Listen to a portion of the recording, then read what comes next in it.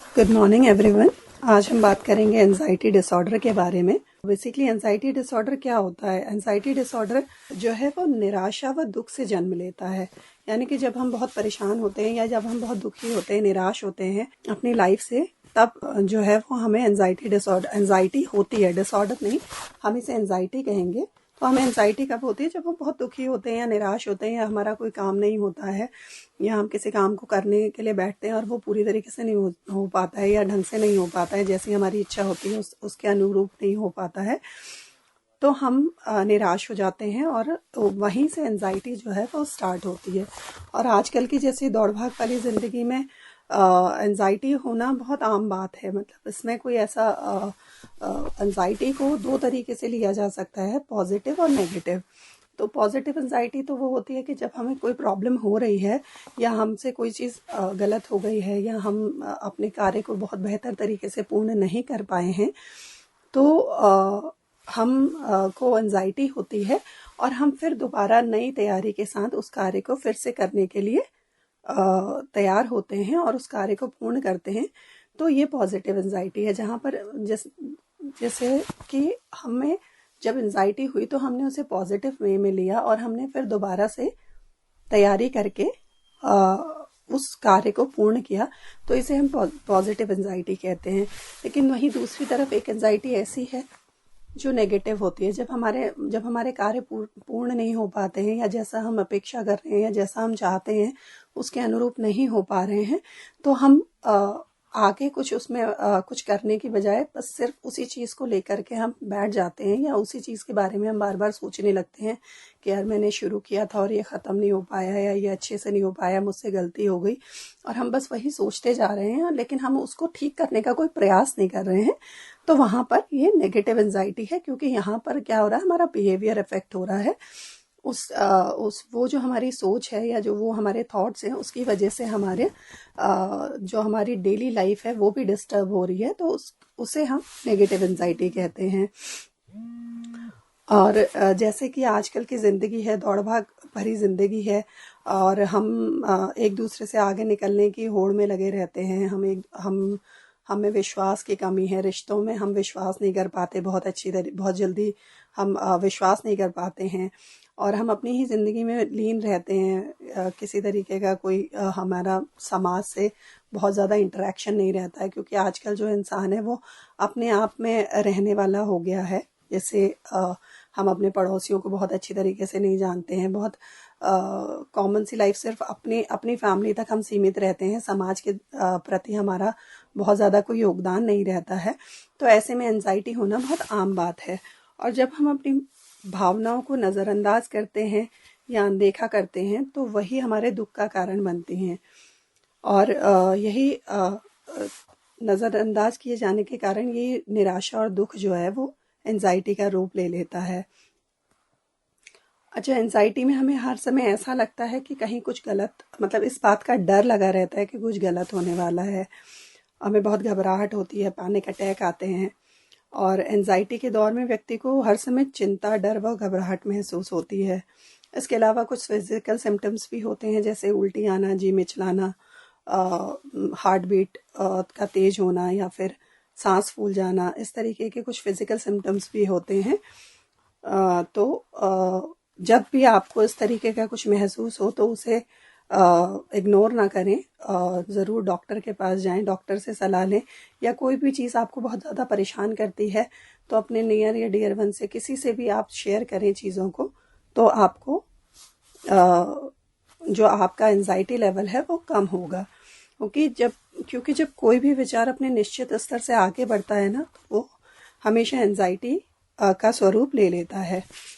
अब एंजाइटी के कुछ सामान्य लक्षण हैं, मतलब क्या क्या हम सिम्टम्स देख सकते हैं एंजाइटी, अगर किसी को एंजाइटी हो रही है तो क्या क्या सिम्टम्स आते हैं, या हम अपने को भी अगर एनालाइज करना चाहें कि हमें एंजाइटी हो रही है, हम किसी वजह से परेशान है और हमें समझ में नहीं आ रहा है, तो हम किस तरीके से अपने को एनालाइज कर सकते हैं कि हमें एंजाइटी हो रही है। तो उसके कुछ सिम्टम्स हैं जो मैं आपको बता रही हूँ। जैसे बेवजह की चिंता करना। बेवजह की चिंता मतलब कि मान लीजिए आपका कोई एग्ज़ाम है, तो एग्ज़ाम से पहले तो आपको चिंता होगी कि हाँ भाई एग्ज़ाम है, पता नहीं कैसे होगा, चाहे आपने कितना भी पढ़ा है, ज़्यादा पढ़ा है या कम पढ़ा है, एक सर्टेन लेवल की एंजाइटी सभी को रहती है कि हाँ एग्ज़ाम है, पता नहीं कैसा होगा, कैसा आएगा। लेकिन जब आप पेपर देख लेते हैं तो आप रिलैक्स हो जाते हैं, आपको कुछ आता है, आप उसे कर लेते हैं, या फिर एग्ज़ाम ख़त्म होने के बाद आपकी वो एंजाइटी का लेवल ऑलमोस्ट ख़त्म हो जाता है। थोड़ा बहुत किसी किसी को रहता है कि हाँ अगर अच्छा नहीं हुआ तो थोड़ी देर के लिए रहेगा, उसके आफ्टर इफेक्ट्स कुछ समय के लिए 1-2 घंटे के लिए रहेंगे, लेकिन फिर हम अपनी दूसरे कामों में लग जाते हैं और सब कुछ बैलेंस हो जाता है। लेकिन जब हम बेवजह चिंता करते हैं, यानी कि एग्ज़ाम तो हमने दे दिया, अब हमें पता है जो भी होगा वो जो होना था वो हो चुका है, लेकिन फिर भी हम उसके लिए चिंता करे जा रहे हैं, हम अपने ब्रेन को बिल्कुल भी रेस्ट नहीं दे रहे हैं, बस हम उसके बारे में ही सोचते जा रहे हैं, तो ये एक एंजाइटी का सिम्टम है।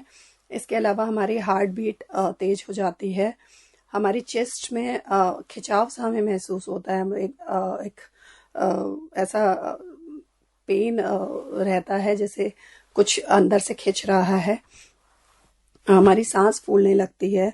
इसके अलावा लोगों के सामने जाने से हमें डर लगता है इस एंजाइटी में, और लोगों से बातचीत करने में डर लगता है, किसी किसी को लिफ्ट वगैरह में जाने से डर लगता है, और कुछ लोगों को ऐसी आदत होती है कि जब उनको एंजाइटी होती है तो वो बहुत हद तक सफाई करने लग जाते हैं, उनको सफाई करने का एक जुनून सवार हो जाता है, या फिर वो बार बार चीज़ों को सही करते रहते हैं। इसके अलावा जीवन से निराश हो जाते हैं, कुछ लोग बहुत ऐसे डिप्रेस्ड बैठे रहते हैं, किसी से बात नहीं करते हैं, और ऐसे थॉट्स आना कि आप मरने वाले हैं। इसके अलावा पुरानी बातों को याद करके बेचैन होते हैं, जो चीज़ हो चुकी है, जिसका रिजल्ट भी आपके सामने आ चुका है, फिर भी आप उस बात को सोच सोच करके बेचैन हो रहे हैं। आपकी मसल्स में आपकी मसल्स टेंस हो जाती हैं, तनाव बढ़ जाता है, और आपके जो फॉल्टी थॉट्स होते हैं, जो फालतू विचार होते हैं, उनमें बढ़ोतरी हो जाती है। इसके अलावा आप बहुत जल्दी निराश होने लगें, किसी चीज़ के लिए किसी ऐसी चीज़ के लिए ज़िद करने लगें जो मतलब पॉसिबल नहीं है। तो इस तरीके के जो सिम्टम्स होते हैं वो एंजाइटी डिसऑर्डर की तरफ इशारा करते हैं। अगर इनमें से कुछ सिम्टम्स अगर होते हैं तो आपको सावधान हो जाना चाहिए और अपना एनालाइज करना चाहिए, या फिर आपको अपने चिकित्सक से, अपने डॉक्टर से, अपने काउंसलर से मिल करके सलाह लेनी चाहिए।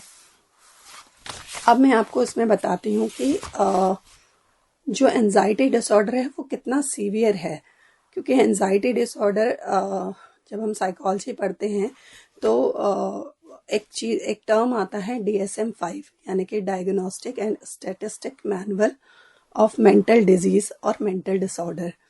तो इसका जो DSM का जो 5th एडिशन है, उसके सेक्शन 2, उसका जो सेक्शन 2 है उसका जो सेक्शन 2 है डायग्नोस्टिक क्राइटेरिया एंड कोड, उसमें सिर्फ एंजाइटी के ही 12 टाइप्स दिए गए हैं, यानी कि एक इंसान को 12 तरीके के एंजाइटी डिसऑर्डर हो सकते हैं। तो एंजाइटी को बहुत हल्के में नहीं लेना चाहिए, बहुत लाइटली नहीं लेना चाहिए एंजाइटी को। हमेशा अगर आपको कोई भी परेशानी है, कोई ऐसे थॉट्स बार बार रेकर हो रहे हैं जो जिससे आप परेशान हो रहे हैं, आपकी लाइफ डिस्टर्ब हो रही है, या आपके बिहेवियर में चेंजेस आ रहे हैं, तो प्लीज़ जा कर के अपने काउंसलर से मिलें, अपने डॉक्टर से मिलें, या अपने नाते रिश्तेदारों से, जो भी आपको भरोसेमंद लगता हो उससे जा कर के बात ज़रूर करें। तो अब मैं आपको एंजाइटी डिसऑर्डर के टाइप्स बता रही थी। तो इसमें सबसे पहले है सेपरेशन एंजाइटी डिसऑर्डर, दूसरे नंबर पे सेलेक्टिव म्यूटिज्म, इसी तरीके से फिर specific phobia, social anxiety disorder, panic disorder, panic attacks, agoraphobia, generalised anxiety disorder, substance induced anxiety disorder, anxiety disorder due to other medical conditions, other specific anxiety disorder, और last है unspecified anxiety disorder.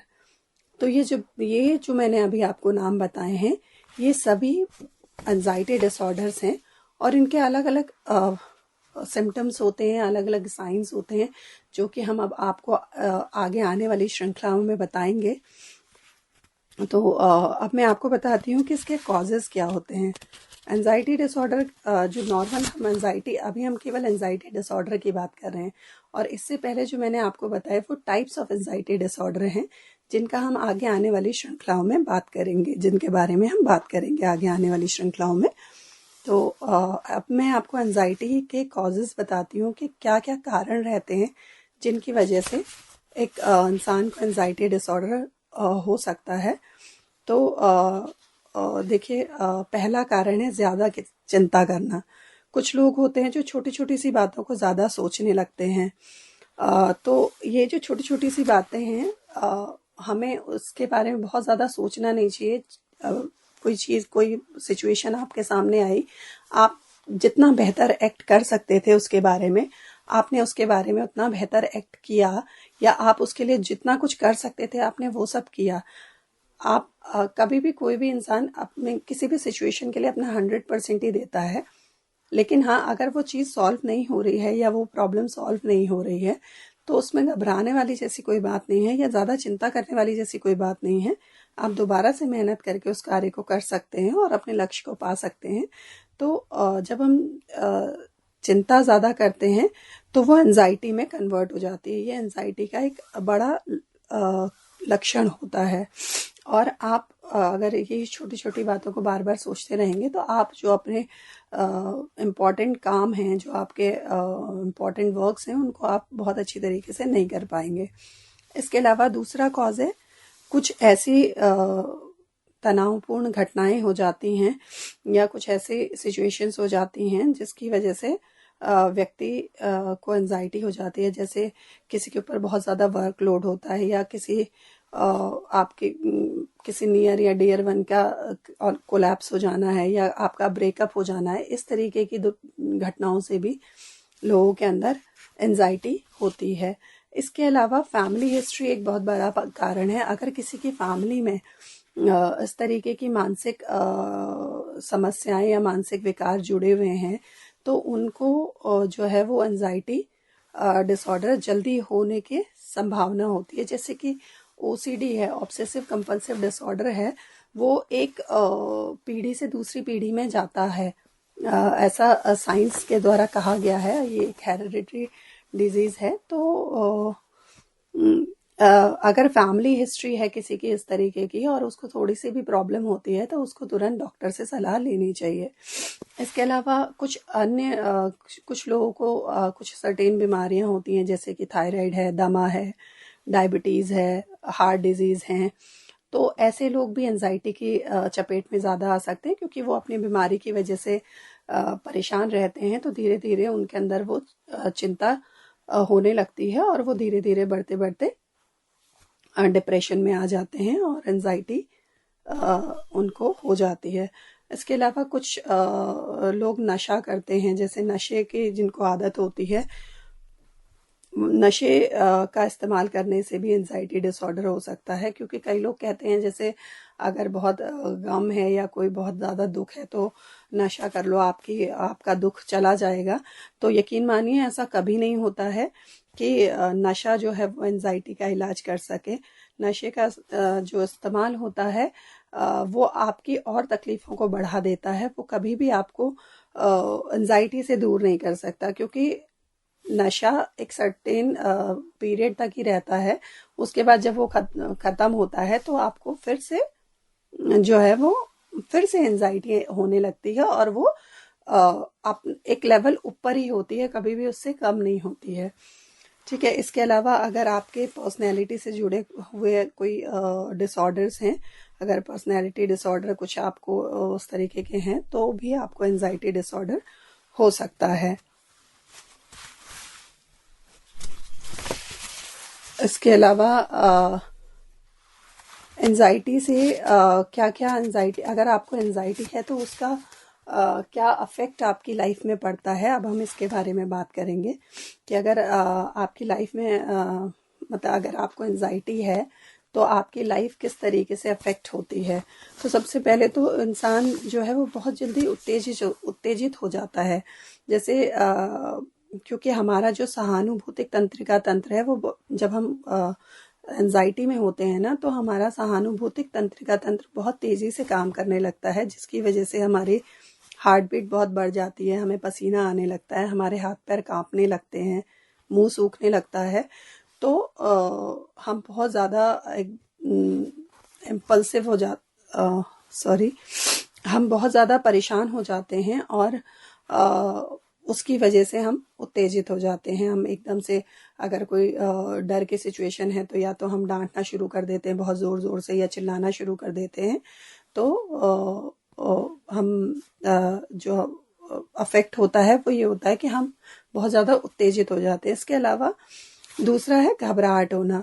अगर हमें anxiety है तो हमें बहुत जल्दी घबराहट होने लगेगी। मतलब हम थोड़ा सा भी कुछ सोचेंगे तो हमारे हाथ पैर कांपने लगेंगे, हमें एक ऐसा सफोकेशन सा फील होने लगेगा। तो अगर आपको इस तरीके की कोई भी प्रॉब्लम होती है, पैनिक अटैक से पड़ने लगेंगे, तो अगर इस तरीके की कोई प्रॉब्लम होती है तो आपको डॉक्टर से सलाह लेनी चाहिए। इसके अलावा अगर किसी व्यक्ति को कंसिस्टेंटली एंजाइटी हो रही है, तो वो बहुत ज़्यादा थका थका महसूस करेगा, उसको बहुत थकान होगी। तो ज़रा सी भी कुछ थोड़ा भी काम करेगा तो वो उसको ऐसा लगेगा कि पता नहीं उसने कितना काम कर लिया है, और वो बहुत थका हुआ महसूस करता है, उसके सर में दर्द होने लगता है, उसको बहुत अच्छे से नींद नहीं आती, वो साउंड स्लीप नहीं ले पाता है, और उसका जो एंजाइटी लेवल है वो बढ़ने लगता है। इसके अलावा एंजाइटी होने पे जो व्यक्ति बहुत अच्छी तरीके से चीज़ों पे कंसंट्रेट नहीं कर पाता है, ध्यान देने में उसे मुश्किल होती है। तो ऐसा कई रिसर्चेस से पता लगा है कि जो लोग ज़्यादा चिंता करते हैं, उनको किसी भी चीज़ में ध्यान केंद्रित करने में कठिनाई महसूस होती है। और इसके अलावा जब उनका कंसंट्रेशन पुअर होता है ना, तो उनकी जो मेमोरी है वो भी डिस्टर्ब हो जाती है, उस पर भी असर पड़ने लगता है। इसके अलावा जिनके अंदर एंजाइटी का लेवल ज़्यादा होता है, वो लोग चिड़चिड़े, अक्सर बहुत ज़्यादा चिड़चिड़े हो जाते हैं। उनका जो ज़रा सी छोटी छोटी सी बातों पे उन्हें गुस्सा आ जाता है, वो बहुत जल्दी इरिटेट हो जाते हैं। इसके अलावा आपके जो मसल्स हैं उनमें कॉन्ट्रैक्शन होने लगता है, और आपको एंजाइटी अटैक या पैनिक अटैक्स पड़ सकते हैं, है ना। फिर आपका अगर आपको एंजाइटी का लेवल ज़्यादा है तो आपकी स्लीप में प्रॉब्लम रहेगी, स्लीप डिस्टर्बेंस रहेगा, आप बहुत अच्छे से सो नहीं पाएंगे। अगर आप सो भी गए, अगर आपको नींद आ भी जाती है, तो भी आप जब सुबह उठेंगे तो आप क्योंकि आपका ब्रेन कंसिस्टेंटली उस टाइम पे भी वर्क कर रहा होता है, जब आपको चिंता होती है, तो आप सोए भी हैं तो भी वो कंसिस्टेंटली वही चीज़ सोच रहा होता है। तो आप सुबह उठते भी हैं तो आप फ्रेश महसूस नहीं करते हैं, आपको ऐसा लगता है कि आप अभी भी आप बहुत बेहतर महसूस नहीं कर रहे हैं। तो सोने की जो आपके स्लीप की प्रॉब्लम है वो एंजाइटी की वजह से बढ़ जाती है। इसके अलावा आप बहुत समाज से कटे रहने लगते हैं, आप समाज में लोगों के साथ उठना बैठना आपको अच्छा नहीं लगता। इस तरीके की समस्याएं भी देखी गई हैं। अगर किसी का एंजाइटी लेवल बड़ा होता है तो वो बहुत ज़्यादा सोशल गैदरिंग में जाना नहीं चाहता है। इसके अलावा जिन लोगों को एंजाइटी होती है, उनमें ये भी देखा गया है कि उनका सेटिस्फेक्शन लेवल जो है वो बहुत कम होता है। तो जो भी लोग एंजाइटी से पीड़ित हैं, वो किसी भी चीज़ का बहुत ज़्यादा मतलब किसी चीज़ में भी बहुत ज़्यादा आनंद नहीं ले पाते हैं। वो अगर कोई भी सिचुएशन, कुछ अच्छा भी हुआ है तो उसको बहुत खुल करके एक्सेप्ट नहीं कर पाते हैं। तो ये सब जो थे ये थे परिणाम जो कि एंजाइटी की वजह से हो सकते हैं। इसके नेक्स्ट अब मैं आपको बताती हूँ एंजाइटी का हम किस तरीके से, एंजाइटी डिसऑर्डर जो है उसका किस तरीके से इलाज किया जाता है, या उसका तो अगर अगर आपको एंजाइटी है तो सबसे पहले तो आपको एकदम से डरना नहीं है ना। एंजाइटी होने पे अगर आप की विल पावर स्ट्रांग है, अगर आप थोड़ी हिम्मत जुटा सकते हैं, तो आप हिम्मत जुटाइए और जाकर के अपने डॉक्टर से मिलिए, और बार बार ये सोचते रहिए कि नहीं, ये एक छोटी सी चीज़ है और मैं इससे लड़ सकता हूँ। इसके अलावा अगर आपका जो एंजाइटी का सीवियरिटी लेवल है वो बहुत ज़्यादा है तो आपको दवाओं के साथ साथ काउंसलिंग की ज़रूरत भी पड़ती है, और दवाइयाँ और काउंसलिंग के साथ इसका इलाज बहुत आसानी से किया जा सकता है। इसके अलावा अगर एंजाइटी की समस्या है तो आप काउंसलर से मिल करके थेरेपीज़ ले सकते हैं, जिसमें साइकोथेरेपी होती है, जिसके लिए जिसमें सीबीटी का हम इस्तेमाल करते हैं, कॉग्निटिव बिहेवियर थेरेपी का। अच्छा, एंजाइटी की समस्या होने पर ये नहीं है कि हम उसे अंतिम सत्य मानकर बैठ जाएं। हमें हिम्मत करके उसका सामना करना चाहिए, और जब हम ये हिम्मत जुटा लेते हैं तो धीरे धीरे ये एंजाइटी हमसे दूर चली जाती है। इसके अलावा मैं कुछ ऐसी चीज़ें बताती हूँ आपको जिसका सेवन करने से हम एंजाइटी को काफ़ी हद तक कम कर सकते हैं। जैसे अगर आपको एंजाइटी है तो आपको पालक का सेवन करना चाहिए। पालक जो है वो एंजाइटी को दूर करने में सहायता करता है, तो आप पालक का जूस निकाल करके उसका सेवन कर सकते हैं, या फिर आप उसे सब्जी के तौर पे भी खा सकते हैं, क्योंकि पालक में एंटी स्ट्रेस और एंटी डिप्रेसिव के गुण होते हैं जो एंजाइटी व चिंता को दूर करते हैं। इसके अलावा गाजर का सेवन करने से भी चिंता को दूर किया जा सकता है। तो आप गाजर को सलाद के रूप में भी खा सकते हैं, या फिर उसका जूस निकाल करके भी उसका सेवन कर सकते हैं। गाजर में विटामिन ए और सी पाया जाता है, तथा साथ ही पोटेशियम भी काफ़ी मात्रा में होता है। तो ये जो विटामिन ए, सी और पोटेशियम होता है वो हमें चिंता से निजात दिलाने में सहायता करता है। इसके अलावा बादाम, लेवेंडर या एल्बा लीफ का तेल मिला करके अगर हम सर की मालिश करें तो उससे भी हमारी बेचैनी दूर होती है। और तेलों का जो मिश्रण होता है ना, वो हमेशा चिंता निवारक गुण होते हैं उसमें। तो ये जो तेलों का मिश्रण होता है वो घबराहट व बेचैनी को दूर करने में सहायता करता है।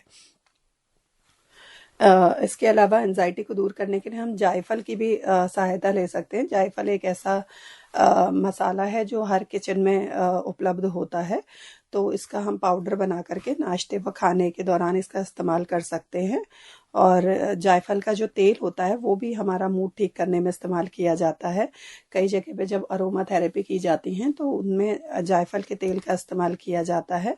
और अगर किसी को एंजाइटी हो रही है या घबराहट हो रही है या फॉल्टी थॉट्स आ रहे हैं तो वो रुमाल में कुछ बूंदे जायफल के तेल की डाल करके भी सूंघ सकते हैं, जिससे कि आपको आराम मिलेगा।